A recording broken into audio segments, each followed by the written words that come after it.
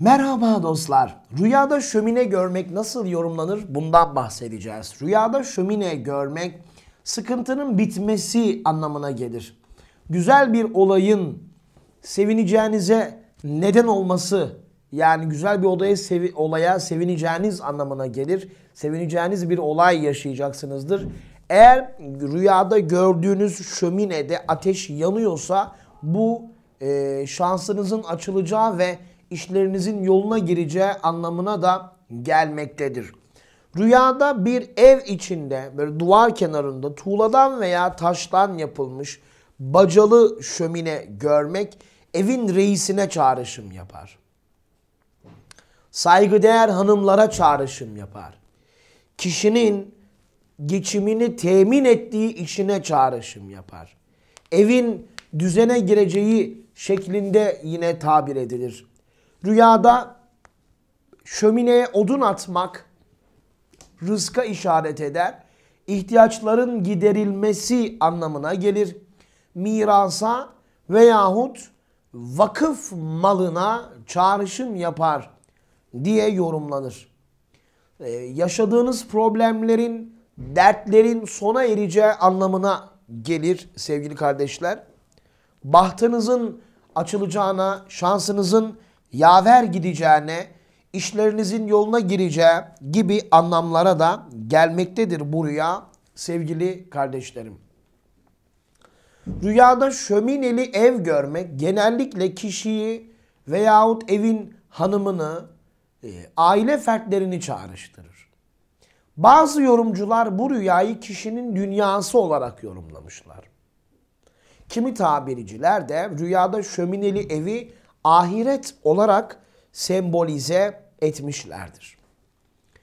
Rüyada şömine görmek kardeşlerim diğer rüyalarda da olduğu gibi detaylarına bakıldığında farklı çağrışımlar yapar. Bazen aile fertlerine, bazen bir evin düzen ve intizamına yorumlanır.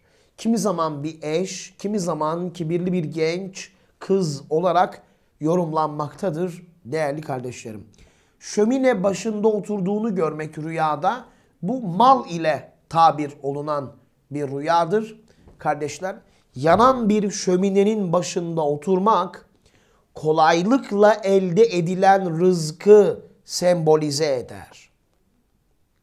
Rüyada şömine yaptırmak şansınızın iyi olacağına, şansınızın açılacağına, işlerinizin yoluna gireceğine çağrışım yapmaktadır. Bazı kaynaklar şömine görmeyi hayra yormazlar. Şömine görmek iyi değildir derler. Huzursuz ve mutsuz olmayı çağrıştırdığını söylerler. Hayal kırıklığı yaşayıp umutları tüketmek olarak yorumlarlar. İyi günlere olan inancını kaybetmeye çağrışım yaptığını söylerler. Bir de çaresiz ve yalnız kalmış duygusuna kapılmaya ve üst üste başarısızlık yaşamaya işaret ettiğini söylerler. Bu rüya uğursuzluk olarak kabul edilir. Rüya sahibinin içine düşeceği zor durumdan kurtulmaktan başka hiçbir şey düşünemez olacağına ve yüzünün gülmez duruma geleceğini ifade eder. Rüyada şömine yakmak ağız tadının, ondan sonra kişinin keyfinin, huzurunun artacağına, rüya sahibinin dost meclislerinde arkadaşlarıyla toplanacağına ve onlarla sıcak, böyle samimi, içten sohbetler gerçekleştirip bol muhabbet edeceği anlamına gelmektedir. Rüyada şömine yandığını görmek sevgili kardeşlerim hayırlara işaret eder. Bak detay nasıl fark ediyor. Şimdi şömine dediğin zaman sıkıntı, mihnet derler ama şöminenin yandığını gördüm dersen o zaman deriz ki bu hayırlı bir rüyadır. Hayırlara işaret bir rüyadır. Ondan sonra sorunların, sıkıntıların ve dertlerin çözüleceği anlamına gelir. Hayatın düzene gireceği anlamına gelir. Disipline oturacağı anlamına gelir. Bu sayede birikmiş ve ertelenmiş olan işlerin de halledileceğine rivayet edilir şeklinde bu rüyayı yorumlayabiliriz. Mesela diyor ki hocam rüyamda şöminede ateş gördüm diyor. Bunun tabirini, yorumunu söyler misiniz? Şimdi rüyada bir şöminenin içinde ateş görmek, rüyayı gören kişinin hayatında böyle nasıl derler ona, yüz güldürecek güzel gelişmeler, sürpriz olaylar yaşanacağı anlamına gelir. İşlerin bereketli olacağı, işlerin rast gideceği anlamına gelir. Kısmetsizliğin, şanssızlığın çözüleceği anlamına gelir değerli kardeşlerim. Rüyada bir şömine gibi böyle bir ocak başı görmek, o nasıl yorumlanır? Benzer tabir olduğu için bu rüya başlığı altında bunu da paylaşmak istiyorum sizlerle. Rüyada ocak başı görmek evin geçimini sağlayan ailenin reisine, ailenin babasına çağrışım yapar. Bazı kaynaklar devlet yöneticisine çağrışım yapar derler. Patron, amir, müdür veya işte bir şirketin yöneticisine işaret eder şeklinde bu rüyayı yorumlarlar. İnsanları çekip çeviren, onları hem kendi hem de insanların çıkarları için en doğru şekilde yönlendirmeye çalışan yetkili ve donanımlı kimselerin varlığı anlamına gelir. Rüyada barbekü görmek nasıl yorumlanıyor?